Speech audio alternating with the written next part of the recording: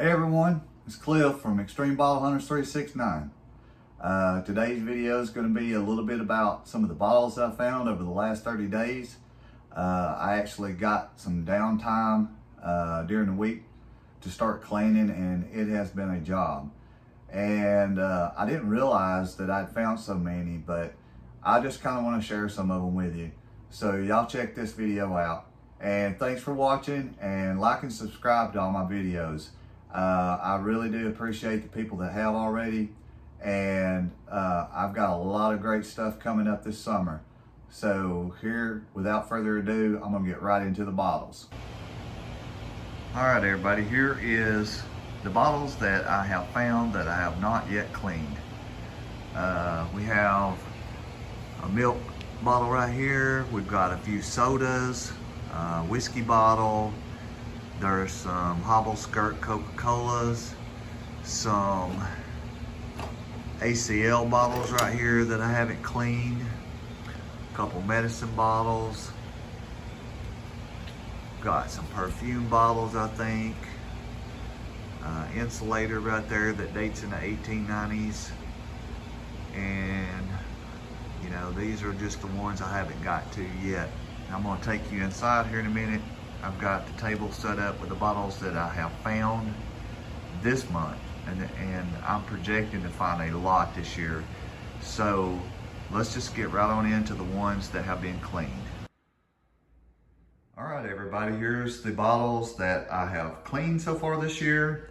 I'm just gonna kind of scan around the table real quick, and I'll try to describe some of them. There's a pretty good variety of just about everything that you could find in glass, except for some real rare bottles that I'm very much looking forward to finding, I hope, this year. We've got just about a little bit of everything. And I'm gonna go back over here and start, let's start right here with the milk bottles. And these milk bottles right here are pretty neat. They date back. They actually started milk bottles in 1884, and I think they actually stopped making them in glass or putting them in glass in 1989. These could date back to probably, I don't know, 1910, maybe a little earlier, and I don't think they'll go much further than 1930s. This particular one right here, these are just some of my Chattanoogas that I find. This is a United Dairies. This one is a small United Dairy pint. This one is the quart sized. And then we have the 4-leaf clover type of Chattanooga, an M&K with an address that says telephone Maine 1057. I'm sure there's some people out there who know something about that milk bottle. We got an Alpha Farm Dairy, and I think this is Farm Fields Dairy. It was a pretty neat little bottle. Got another one right there that's clear. It doesn't have anything on. Milk bottles are very collectible. There's a lot of guys out there that just collect just milk bottles.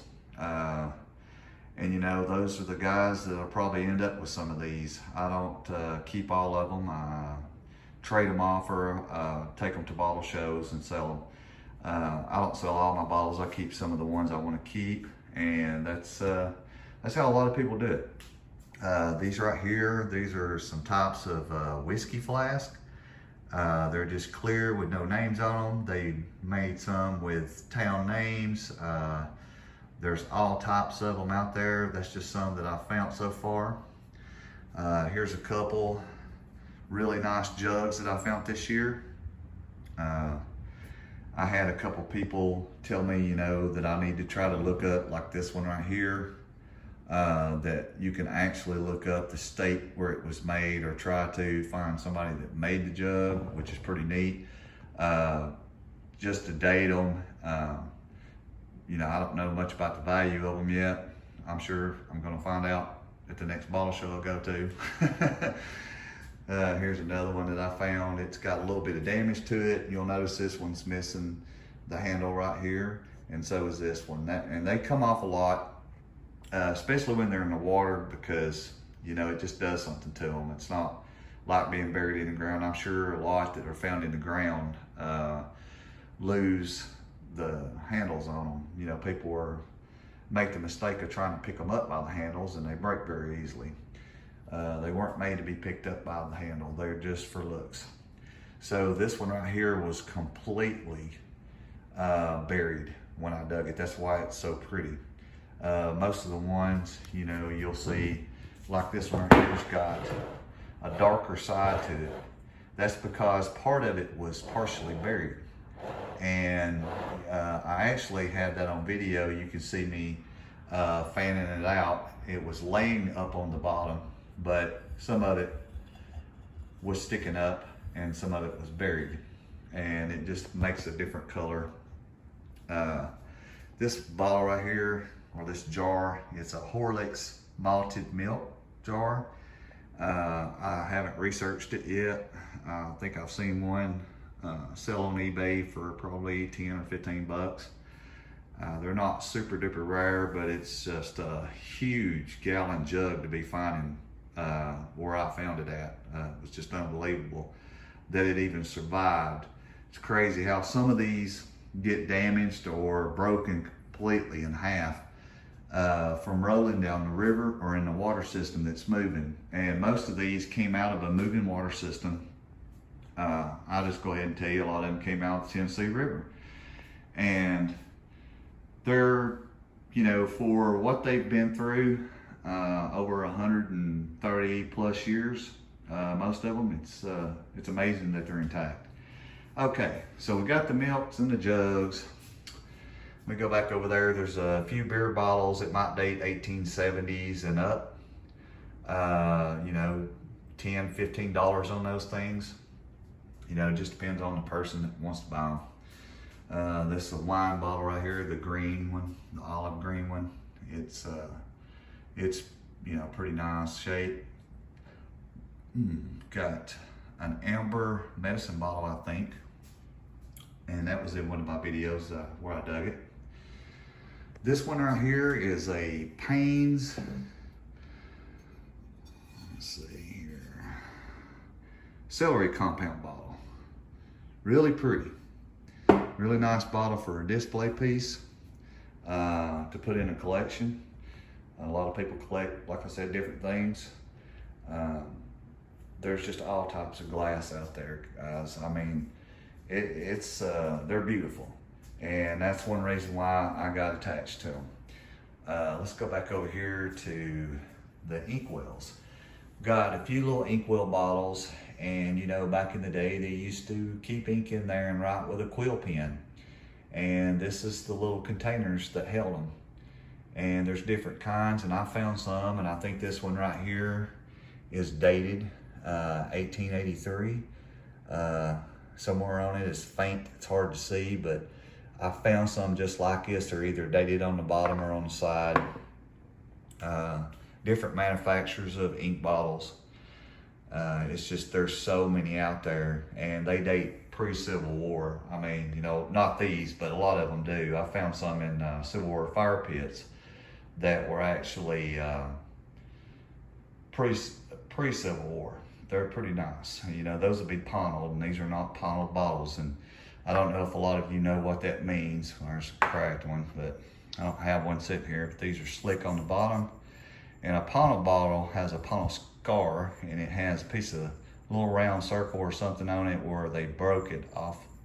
And it'll have a little glass sitting up. You know, maybe I'll find some for y'all to see sometime soon. Here's a little peanut butter jar.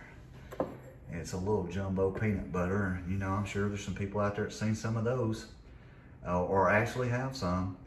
That's another jar that came out of the river. A lot of cute little medicine bottles, different colors. They're pretty. You know, they just date all over the place. I find a huge variety because most of these I'm finding are coming out of the dump, and they've traveled a long way down the river to get to where I'm at. And I'm just a fortunate guy that picks them up. So let's go over here to the sodas. We got all kinds of different sodas. We've got Whistle sodas. We've got Coca-Cola Straight Sides, which date back to 1905. We have some Coca-Cola Hobble Skirts, and they're 1915. They're actually dated. Just all kinds of different ones here. Churro Colas. They were a company that got abolished, I mean killed by Coca-Cola over some infringement rights. And you know, different states, they're worth different values. It just depends. Small towns, they are a lot more expensive to buy if you want to buy them. We've got some knee highs right here. They're 1920 air bottles. Some Purity brand bottles with little stars on them. Those are kind of neat. They're like an Art Deco style bottle. Just really got a lot. There's medicines. Well, here's one right here that's pretty cute. Florida Water, Murray and Landman Druggist, New York. I mean, there's just all sorts. I'm gonna drop back over here and show y'all some of my Hutch bottles. And the Hutchinsons are the ones I love to find. I think just about everybody out there loves to find them. These right here, these particular ones are Chattanooga Ice and Beer and Ice and Bottling Company. I have found a lot of those.